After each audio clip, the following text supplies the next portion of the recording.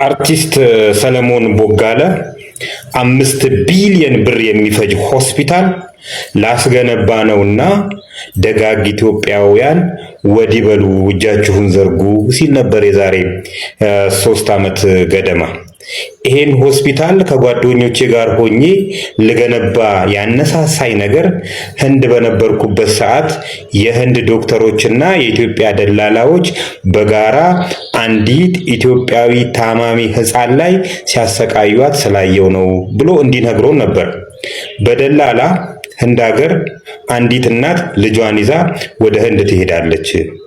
ህንድ ከደረሰች በኋላ ደላላው ከዚህ ዶክተሩን ልጁን ኦፕሬሽን እንዳታረገው ሂሳብ ስላልተከፈለ እያለ ሲያሰቃያት የልጁ ሆድ እያበጠ ሲመጣ በማየቴ ምክንያት ሀገሬ ላይ 5 ቢሊዮን ብር የሚያወጣ ሆስፒታል ለመገንባት አቅጃለሁና ደጋግ ኢትዮጵያውያን እጃችሁን ዘርጉ ብሎ በኢትዮጵያ ንግድ ባንክና በአቢሲኒያ ባንክ ገንዘብ ሲላክለት ነበር። ከዚህ በተጨማሪ ሆላንድ ሀገር ያለው ፊሊፕስ የተባለው ኩባንያ ግማሹን ከቻልክ ግማሹን ደግሞ እኛ ችለን ሆስፒታሉን እናስገነባዋለን፣ ሆስፒታሉ ሲያልቅ ደግሞ ሁሉንም የሆስፒታሉ ዕቃዎች በፊሊፕስ ማቴሪያሎች እንሞላለሃለን ብለውኛል እያለ ሲያለቅ ሲያነባ ኢትዮጵያውያንም እጃቸውን ሲዘረጉ ነበር። ከዚህ በተጨማሪ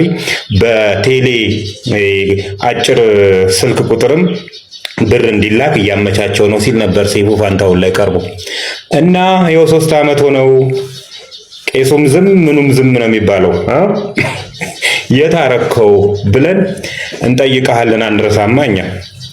የታረከው ስንት ብርስ ተለቀመ?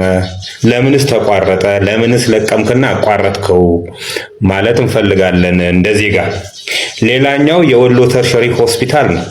ወሎ ተርሸሪ ሆስፒታልም እንደዚሁ እናስገነባላችኋለን ተብሎ በሎተሪ ሲለቀም ከርሞ የሎተሪ ብሩ የት እንደገባ አይታወቅም ብሎ ነበረ የፌደራል ኦዲት አንድ ጊዜ።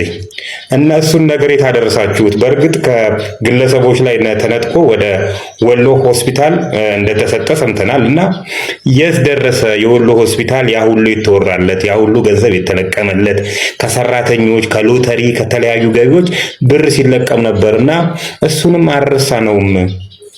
ያጠፋችሁ የሎተሪ ብርን የሰረቃችሁ ሰዎችስ ዝም ተባላችሁ? ህግ የለም ባገሩ። በቃ የሰረቀ ሰው ዝም ነው የሚባለው ወይ ለማለት ነው።